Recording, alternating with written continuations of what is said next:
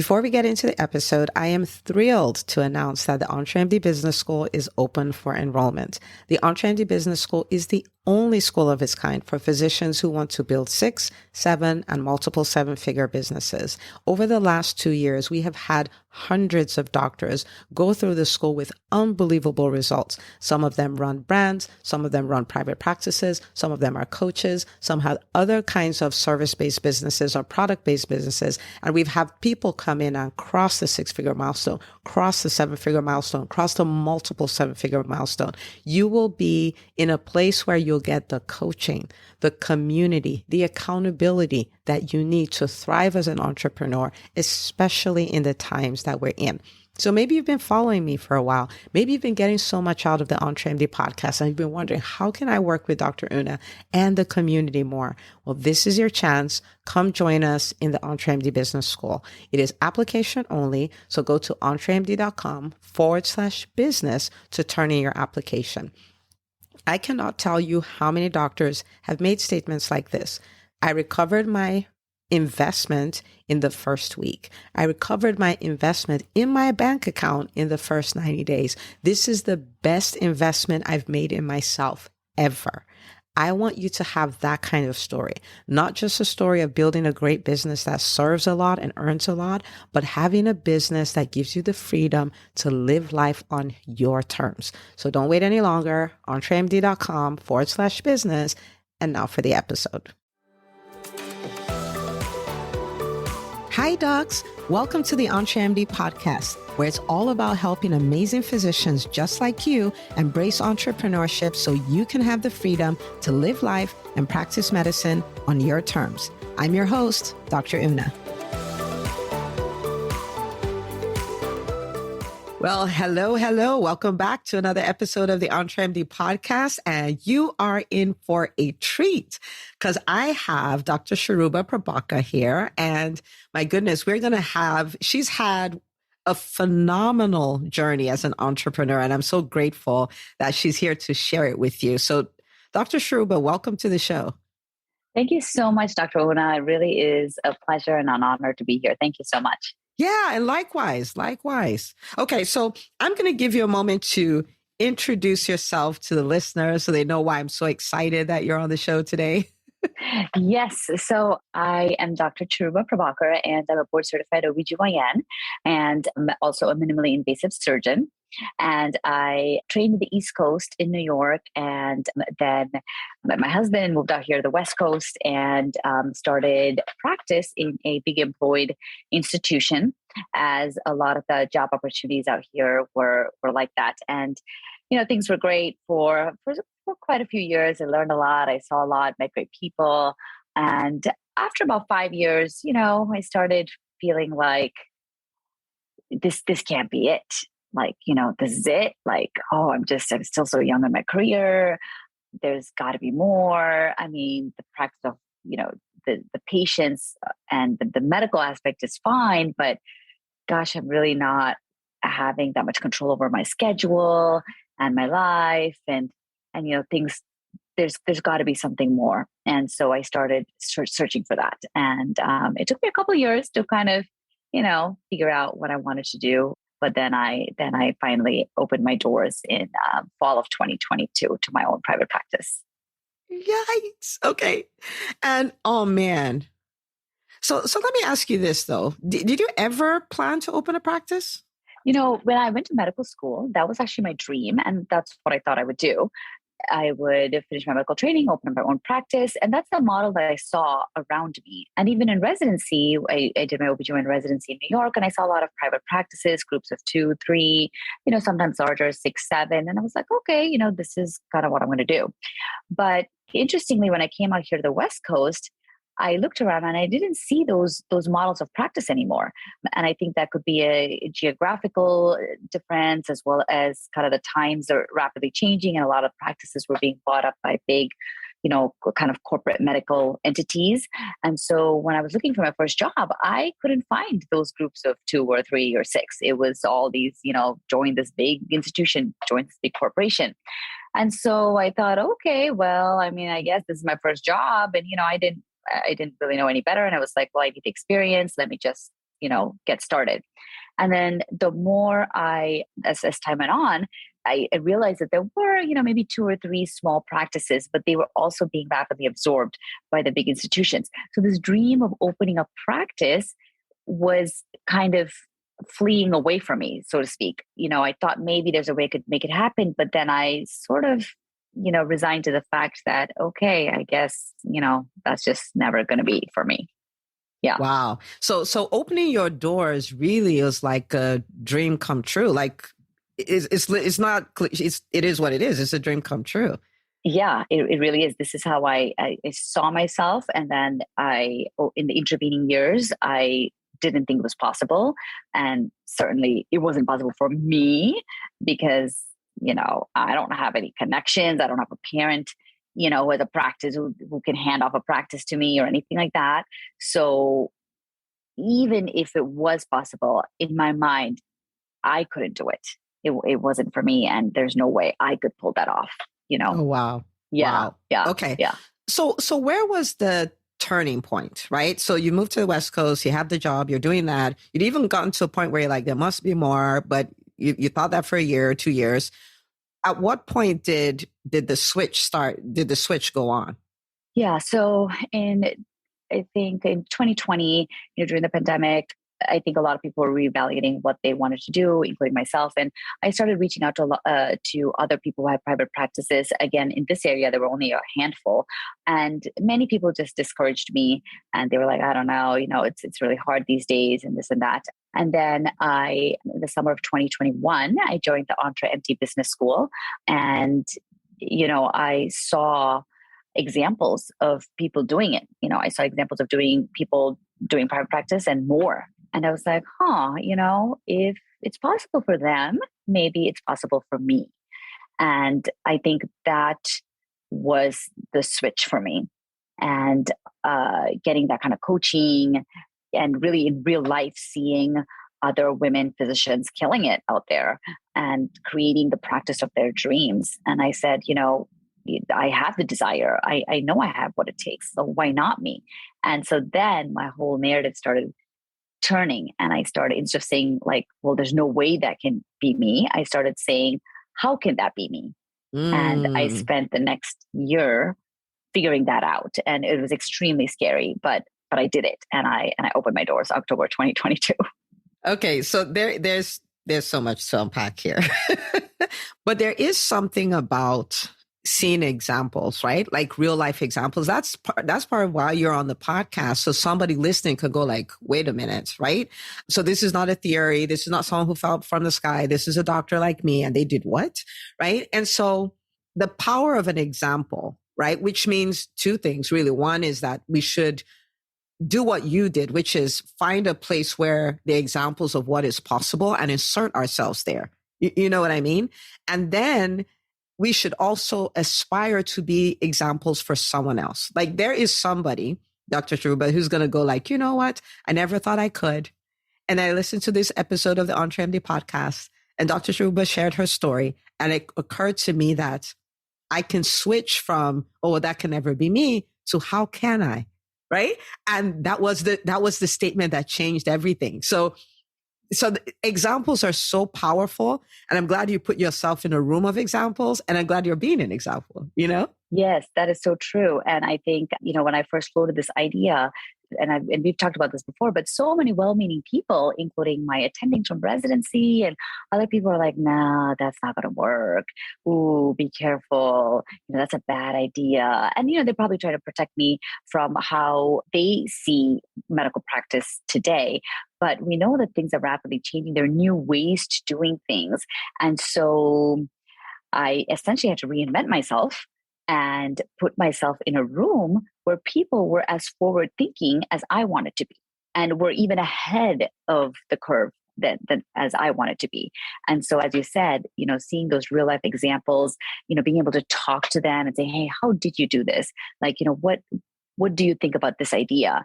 And having those examples and mentors with other physicians who have kind of risen against the odds. And I'm in the Bay Area, like I said, where private practice in the true sense is just not really existing anymore. And so it was even harder for me. I felt like I was really kind of pushing against gravity here, compared to the East Coast where I trained. So that was an additional thing. But, I didn't, let that stop me. I said, here are people who have done amazing things, and I'm just in a different area, maybe in a different specialty or different field, but why not? Let me see how I can do it. Oh man, this is good. Okay.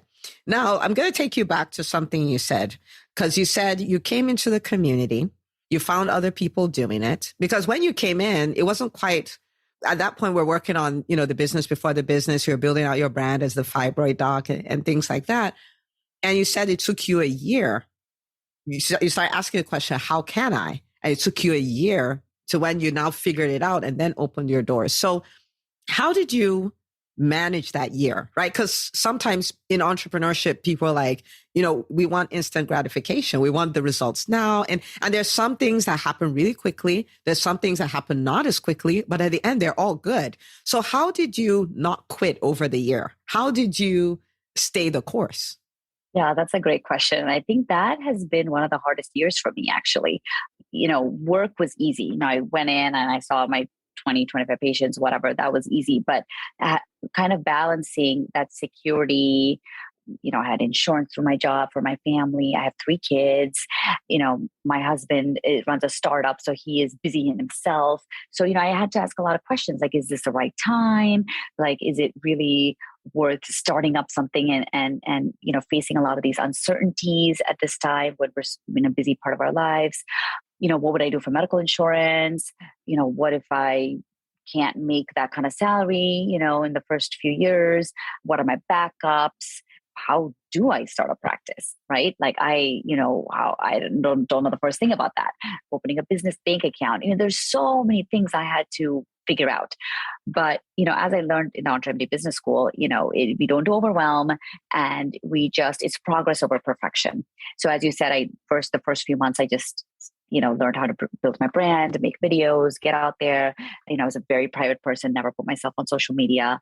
But I actually enjoy doing it. And I just kind of use that momentum to get going. Then I started a YouTube channel. Then I started doing podcasts. Then I talked to a lawyer to figure out, okay, how would this work? How would I open a practice? What kinds of funds do I need?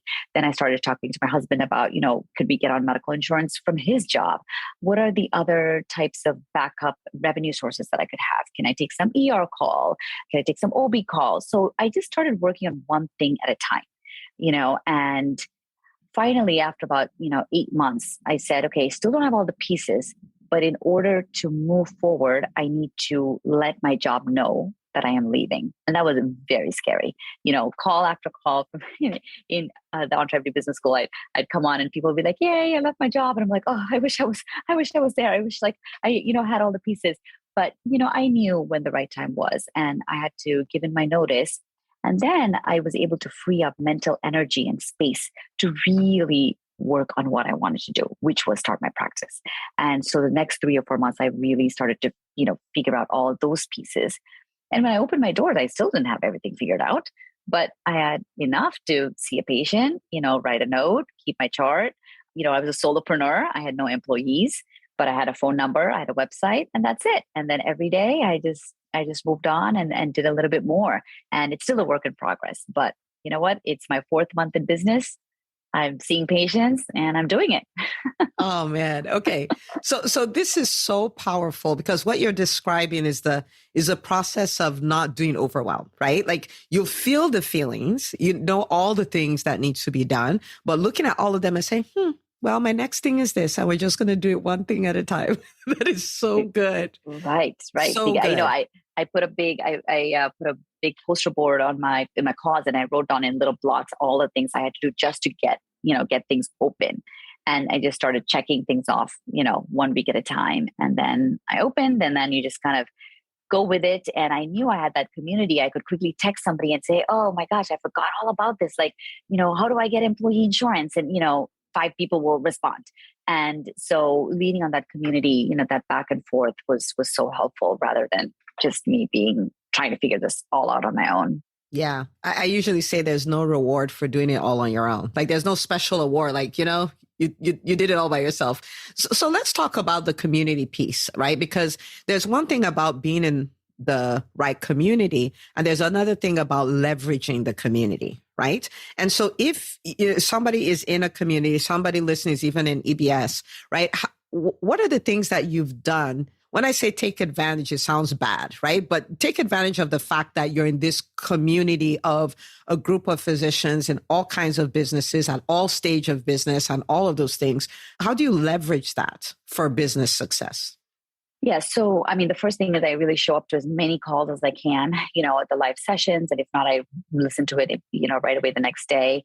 I show up to the events, the live events, and that's quite a bit, coming all the way from the West Coast to the East Coast, finding childcare for 3 of my kids and all of that. But, I plan it well in advance and I make sure I'm there because it's just magical, and being able to talk to these doctors that I only see on calls. And, I can just get so much more information in 10 minutes than I would, texting back and forth. So I definitely do that. And then I try to look at who I can speak to answer that particular question that I need for that week. Because otherwise it's very easy to get overwhelmed. And there's a lot of chats and a lot of side groups. And it's very easy to be like, oh my gosh, I'm so behind. So I just say, okay, what is the one question I need to figure out this week? And let me see who's done it. And let me DM them, give them a call. And, the community is just so supportive. And so that's sort of how I've done it. And it's been working really well. And at the same time, it's been working. And at the same time, unknowingly, I've been helping other people. They're like, oh, that's exactly what I needed to hear. I'm so glad you did that. Can you tell me how you did it? And so it's a win-win all around. I love it. I love it. And we're all about the win-win. Okay. So we are 4 months in practice. Talk to us. How is life on the other side of your decision? Yeah. So, I mean, there's really no words. I mean, it is a lot of work. It is some stress, of course, because it is my thing now and no one's giving me a paycheck. I have to figure out how to get that. But I was just telling my husband this week when we were out on a date that I can't even recognize who I am this 2023. Like the intentions that I have for this year, who I've become, the things I've accomplished, not just in my business, but the skills that I have learned to start this business and run it have poured over to all other areas of my life. And that to me is, invaluable. Like, how I eat, how I exercise, how I spend time with my kids, how I prioritize things. So these are things that, I didn't know I was getting when I signed up, but here I am. And probably the best part is the control I have over my schedule. I mean, I'll be honest, if I know that I have to take my kids to a piano lesson, I end my day at 4:00 and no one's telling me that I have 3 more patients to see. None of that, it's all on me. And that's really invaluable. So good. It's so funny, right? Okay. So for instance, in the EntreMD Business School, we did our 2022 in review posts. People just came out to talk about their wins over the year, lessons they learned and all those things. And it's amazing how much our business stuff spilled over to our personal lives. I just had a lot of fun watching that, because the thing about business is, like you've experienced, you have the opportunity to serve a lot of people. You have the opportunity to earn and all of these things. And if I remember you correctly, you started making money from day one. Like people were swiping cards from day one. But it's almost like the most rewarding part ends up being the person you become. Absolutely. Is just the person you become in the process. And it does spill over, because the way you do one thing is the way you do everything. So it spills over to your entire life. And you just I like this version of me. Like, what else could I pull out of me? Yeah, seriously. I mean, I think back to other New Year's and, I think as December 30th they would approach, I'm like, I guess I should come up with a resolution for this year. That's kind of how, I was rolling. Not now. Not now. Now I have it all planned out, several weeks in advance, and I am hitting the ground running January 1st. I'm not waking up thinking, what shall I do today? No, I have it all planned out, and that's kind of how I approach life. And people look at me often. I think people looked at me even before and said, how do you do it all? 3 kids, married, you're involved in your church, you're doing all these activities, you're a doctor. People ask that of me then, but boy, they're not ready for me next year. They're not ready. They are not ready. Oh my goodness. So what would you tell the doc who's where you were, right? Like, so this is when you're just like, there's more. So they're even uncertain. They may not even be crystal clear what more is, but maybe they don't know what next steps to take, or they know, but they're super scared. What would you tell that person? Yeah, I think the first thing I would say is, anything is possible. Like your dream is possible, and not just to look around you and say, well, no one's doing it, or it's never going to fly in this market, or, everybody's saying it's a bad idea. If you really can't get it out of you, like it's, you wake up every day with that thought stirring in you, like, go for it.